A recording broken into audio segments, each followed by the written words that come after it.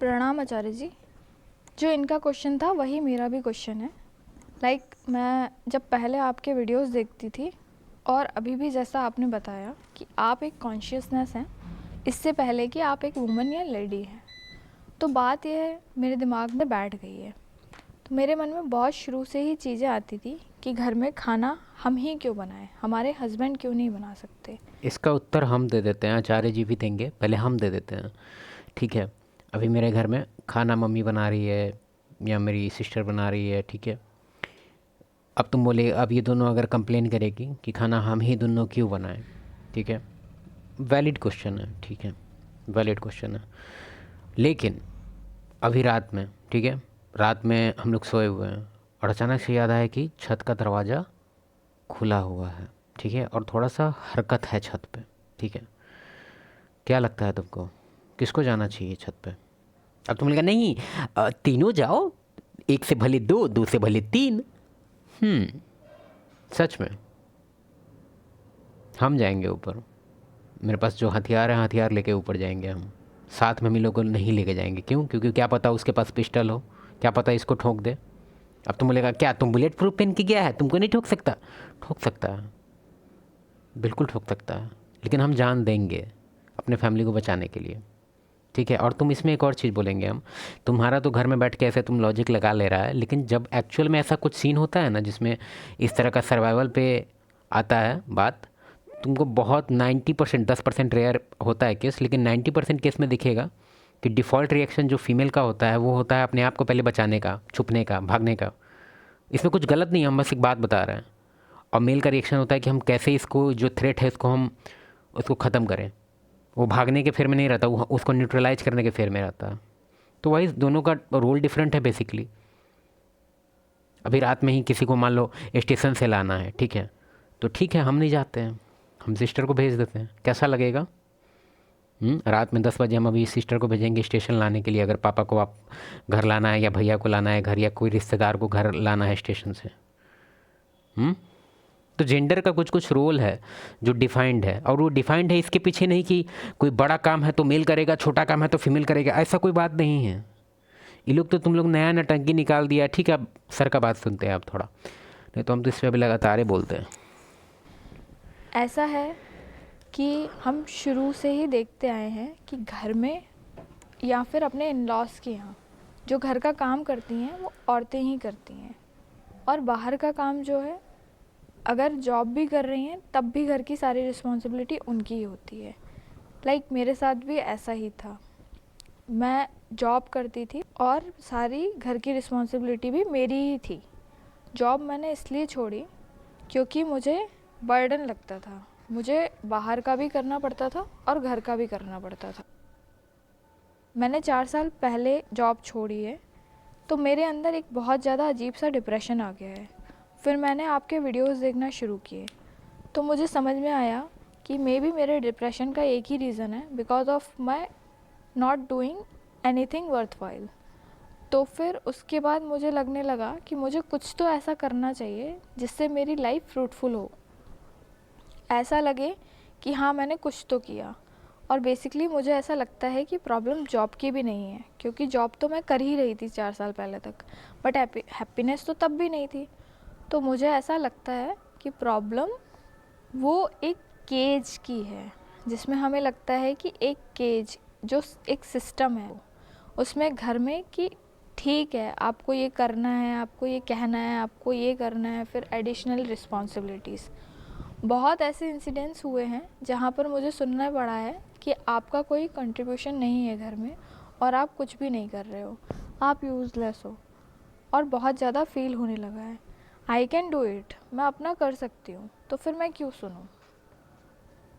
देखिए कुछ बहुत इसीलिए सुनो क्योंकि जब आप कुछ नहीं कर पा रहे थे तो फैमिली आपका सुन रहा था। अभी आप कुछ कैपेबल हो गए तो थोड़ा बहुत कहने का हमको तो यही थोड़ा समझ नहीं आता है कुछ कुछ इंडिपेंडेंट लड़कियों का खेल की, जैसे ही उनके पास पैसा आने लगता है तो वो इंडिविजुअलिस्टिक थोड़ा सोचने लगती है।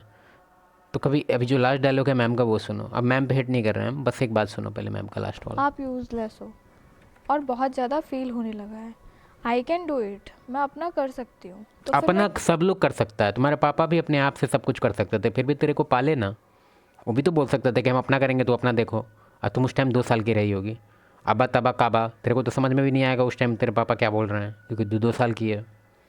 तो थोड़ा हम नहीं कह रहे कि अब तुम अपने पापा और मम्मी पे, अपने पेरेंट्स पे ही अपना लाइफ डेडिकेट कर दो, लेकिन एक जो तुम्हारा जो ब्रूटल टाइप का जो एक डिसीजन होता है, उसको थोड़ा सा कंसिडर करो उसको। हम नहीं कह रहे कि तुमको अपना लाइफ डेडिकेट कर देना है, लेकिन थोड़ा बहुत तुमको एहसान हल्का फुल्का चुकाना पड़ेगा। मैं क्यों सुनूं? देखा, लास्ट डायलॉग यू देखो। कैन डू इट, मैं अपना कर सकती हूँ, तो फिर अपना सब कर सकता है, अपना बाहर जो भी कुत्ता बिलाई रह रहा है वो भी अपना ही जी रहा है। ये भी तो हम लोग से ज़्यादा ही महान है कि कम से कम बच्चा वच्चा देखता है तो वो खुद भूखा रह के बच्चे लोग को खिलाता है। तो ये अपना इंडिविजुअलिस्टिक लाइफ कोई भी जी सकता है। मैं क्यों सुनूं? मत सुनो। देखिए, कुछ बहुत मूलभूत बातें हम समझते हैं। चलो सर का बात सुनते हैं अब थोड़ा ध्यान से। अगर आपसे कहा जाए कि दुनिया के लोग कैसे हैं, स्वार्थी या निस्वार्थ, 2 में 1 चुनिए। ठीक है कि अधिकांशतः बहुमत में आप किसको पाते हैं, स्वार्थी लोग हैं निस्वार्थ हैं, तो आप क्या बोलोगे तत्काल? स्वार्थी। तो जब दुनिया के लोग वैसे हैं तो हमारे घर परिवार के लोग भी तो वैसे ही हैं ना, दुनिया उन्हीं से तो बनी है। तो ऐसी फिर गलतफहमी पालने से कोई लाभ है क्या कि दुनिया में तो सब स्वार्थी हैं लेकिन मेरा ही घर विशेष है और यहाँ सब दूध के धुले निस्वार्थ लोग हैं? ऐसा तो नहीं होगा ना।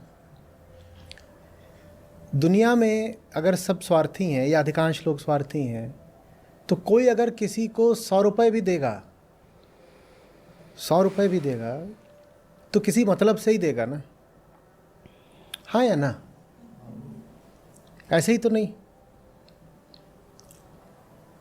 हम भीख भी देते हैं तो ये सोच के कि इससे हमें पुण्य मिल जाएगा। बिल्कुल, ये बात तो है।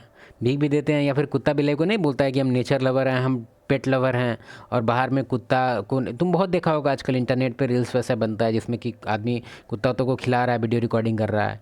तो एक तरह से डबल बेनिफिट ले रहा है। पहला बेनिफिट तो उसका ये है कि भगवान को दिखा रहा है कि भगवान देखिए, बेजुबान का हम हेल्प कर रहे हैं और मेरे पास तो जुबान भी है, मेरा हेल्प थोड़ा सा आप कर दीजिए यार, मेरा ऐसे ऐसे प्रॉब्लम है।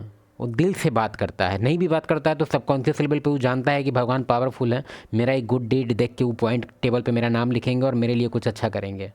समझा? तो एक तरह से पूरी तरह से ट्रांजैक्शनल है। ये कभी मत सोचना कि कोई जो पेट लवर होता है वो महान आदमी होता है, या फिर हम किसी किसी को देखें कि अगर कोई पेट लवर होता है ना तो उसको एक तरह से कैटेगरी बना लेता है कि भाई अच्छा आदमी है। नहीं, वो डिपेंड करता है, हो सकता है कि बहुत ज़्यादा हाई सेल्फिश आदमी हो वो, क्योंकि पेट लविंग करना भी कुछ कुछ मैटर में इसको तुम कोई मैट्रिक मत बना लेना कि हम ये अगर कोई पेट लवर है तो वो हमेशा अच्छा आदमी होगा, बिल्कुल नहीं है ना। कोई किसी को 100 रुपये भी देगा तो किसी स्वार्थ से ही देगा। ये बात महिलाओं को समझ में क्यों नहीं आती है कि कोई भी अगर किसी को 100 रुपये भी देगा तो स्वार्थ से देगा। मैं लूप में घुमाना चाहता हूं इस बात को, सुनिए, 100 बार सुनिए। कोई अगर किसी को 100 रुपये भी देगा तो स्वार्थ से देगा। समझ में आ रहा है मैं क्या कह रहा हूं? आपको क्यों लगता है कि आप घर पर बैठी हुई हैं, कमा कोई और रहा है तो आपको यूं इज्जत ही दे मिलेगी। रहा है?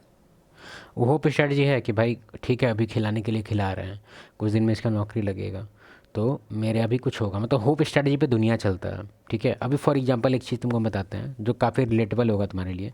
तुम ध्यान दिया होगा कि कोई भी रिलेटिव फैमिली गैदरिंग में अगर कोई अमीर फैमिली आता है जो गाड़ी वाड़ी अच्छे से उतरता है, तुमको ध्यान देना है एक चीज़ पे, सब लोग उसका हेल्प करने में लग जाता है, जबकि उसको हेल्प का जरूरत नहीं है। उसके पास नौकर चाकर ऑलरेडी है, बहुत कोई आदमी है उसके पास, क्योंकि वो अमीर है, उसको उतना हेल्प का जरूरत नहीं है। फिर भी आदमी लोग खाना खाता रहेगा, हाथ धो के जाएगा उससे मिलने, हाथ मिलाने, मतलब उससे अपना बिहेवियर एकदम टॉप पे रखेगा, एकदम बेस्ट, कि हम दोनों बेस्ट हैं, देखिए हम गरीब हैं लेकिन हम अच्छे दोस्त हैं आपके।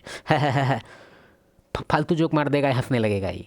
तो एक तरह से क्यों है इसके पीछे? कारण यही है कि ये जानता है सब कॉन्शियस लेवल पे भी और कॉन्शियस लेवल पे भी कि अगर इस अमीर आदमी से मेरा रिलेशन ठीक रहा तो अगर हमको किसी दिन प्रॉब्लम हुआ, हमको किसी दिन फाइनेंशियल कुछ इशू हो गया, तो ये आदमी एक बार बोलेंगे हमको 5 लाख कैश दे देगा। ठीक है, 5 लाख गिफ्ट नहीं देगा लेकिन हमको मदद ज़रूर करेगा। तो एक तरह से होप स्ट्रैटेजी है इसके पीछे। बहुत सारा चीज़ में अगर तुम डीपली सोचेगा तो तुमको होप स्ट्रैटेजी ही लगेगा। भूलिएगा नहीं, संसार के लोग प्रेम से नहीं स्वार्थ से चलते हैं। और दुनिया के लोग प्रेमी नहीं हैं ये भी आप तत्काल मान लेंगी। लेकिन अपने अपने पारिवारिक संबंधों में सबको ही लगता है कि मेरे यहाँ तो प्रेम ही प्रेम का सावन है, बरस रहा है। 100 रुपये भी स्वार्थ में दिए जाते हैं, तो अगर 10,000 ले रहे हो किसी से या 50,000 ले रहे हो और लाख रुपए ले रहे हो किसी से महीने का, तो वो निस्वार्थ देगा क्या? बस खत्म बात। बस वही है, छन से टूटा एक सपना। सबको ये लगता है नहीं पर मेरा तो लव अफेयर है ना, वो मुझसे बहुत प्रेम करते हैं, वो मुझे स्वार्थ के लिए देते हैं, मुझे प्रेम के लिए देते हैं। अब ये होता है जब हम तथ्यों से संपर्क में नहीं रहते हैं, और महिलाओं में एक भावनात्मक रोमांटिक हवा महल खड़ा कर लेने की वृत्ति थोड़ी ज़्यादा होती है। आइडियलाइज करती है बेसिकली, वो बहुत सारे चीज़ को आइडियलाइजेशन में ही उसका लाइफ रहता है ज़्यादातर, कि ये बंदा ऐसा है वैसा है, मतलब इमेजिनेशन। लोकी देखा है तुम लोग? वही है लोकी, अपने मन से ही पूरा महल बना देती है। भावनाओं में इतनी जीती हैं कि तथ्यों से एकदम दूर हो जाती हैं। तथ्यों से इतना दूर होती है ना वो, कि ज़्यादातर मान लो तुम इसको एक तुमको बेसिक एग्जांपल देते हैं कि उसका जो सोच है नॉर्मल मेल से कितना अलग है वो देखो। अगर तुम किसी फीमेल को बोलेगा ना कि भाई रात में यहाँ मतलब टहलो, यहाँ पे अच्छा खासा सिक्योरिटी का रीजन, तुम अगर मान लो उसको तुम बोलेगा कि 10-11 बजे रात में इतना टहलना नहीं चाहिए बेवकूफ़ जैसा, ठीक है खाना खा लिया, टहलने का मन है, घर में टहलो, छत पे जाओ तो तुम वो बोलेगी ऐसा कोई बात नहीं है, यहाँ कोई सिक्योरिटी इशू नहीं है, मेरी भी फ्रेंड वहाँ टहलती है तो उसको कहाँ कुछ हुआ।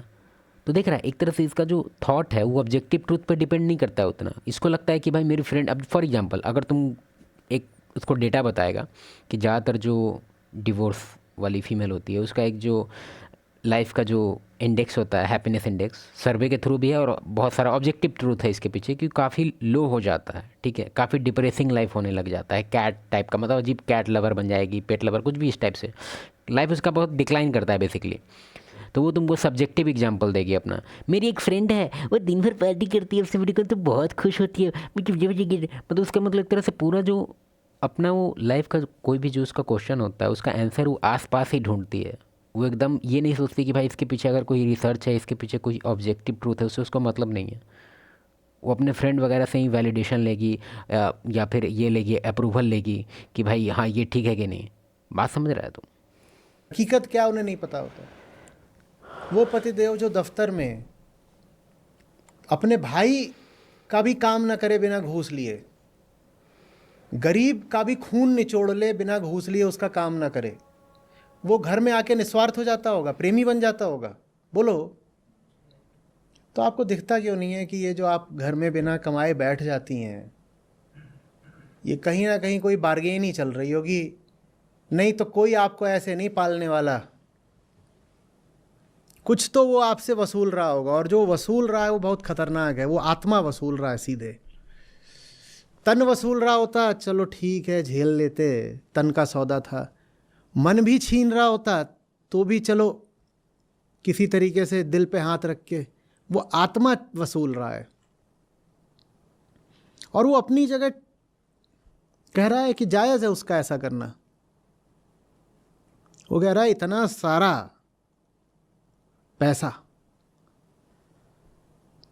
ये मैंने इतना आलीशान घर बनवाया है, मैं तो इसमें कम ही रहता हूँ। ऐसे घर का किराया ही महीने का लाख रुपए हो, और मैं तो इसमें रहता नहीं, बनवाया भी मैंने और बिना किराए के इसमें।